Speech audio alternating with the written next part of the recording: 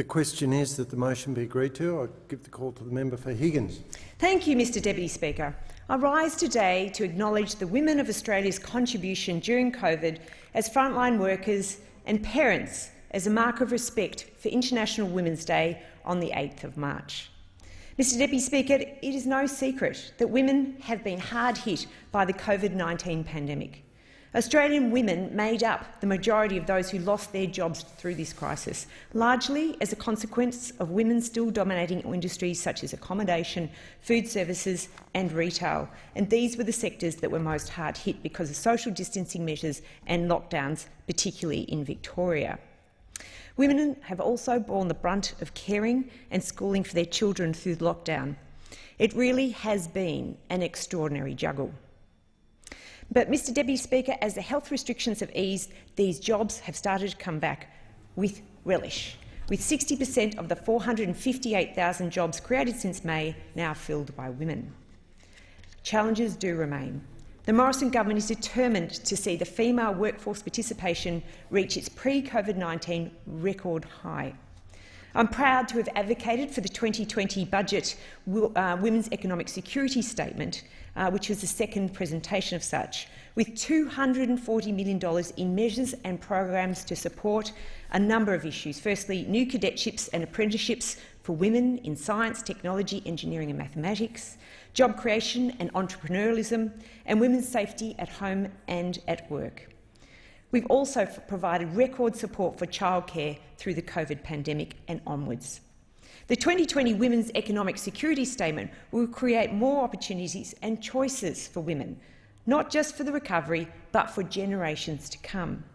Mr Deputy Speaker, the Morrison government is guided by the belief that a robust economy is grounded in an education system that develops job-ready graduates, with free enterprise enabling individuals to realise their aspirations.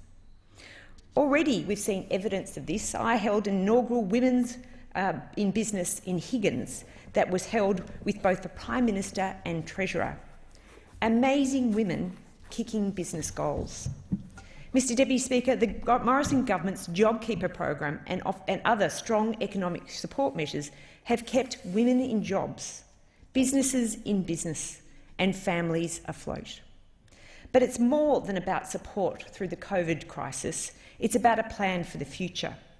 And one key element of the COVID recovery will be modern manufacturing.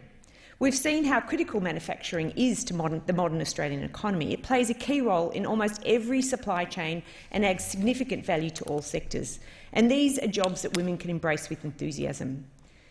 We're not talking about old manufacturing. We're not talking about men in blue overalls bending metal. We're talking about more complex, high-value-add manufacturing such as research and development, design, logistics and services. We're talking about industries such as food and beverage, medical products, recycling and clean energy, defence and space. These are sectors that women are embracing with enthusiasm. Amongst other things, this will rely heavily on the use of science and technology, think artificial intelligence, blockchain and cybersecurity, to improve practices and processes for manufacturers, jobs where women can enjoy pay parity with men. And I'm particularly keen to see women leading this modern manufacturing revolution, and so too is the Morrison government, with sizable investments targeted at women in STEM. This includes $25 million for the Women in STEM cadetships and advanced apprenticeships to create STEM career pathways for up to 500 women through industry-sponsored advanced apprenticeship-style courses. Mr Deputy Speaker, there are more women in construction and engineering sectors than ever before. More than 14,000 female apprentices and women have already benefited from the Morrison government's $2.8 billion supporting apprenticeships and trainees wage subsidy, the $1.2 billion commitment to the new boosting apprenticeship commencements, which subsidise employers to take on new apprenticeships, will also greatly benefit women. Likewise, we're supporting greater participation and outcomes for women in vocational education and training through the $585 million Delivering Skills for Today and Tomorrow package. Mr Deputy Speaker, the member for Sydney clearly subscribes to an outdated view of women in the workforce. As we reimagine the Australian economy as part of our post-COVID pandemic recovery, we should also reimagine the role of women in our workforce. We on this side understand that when we help women, we do well. Their families do well, our economy does well, and Australia prospers. Thank you, Mr Deputy Speaker.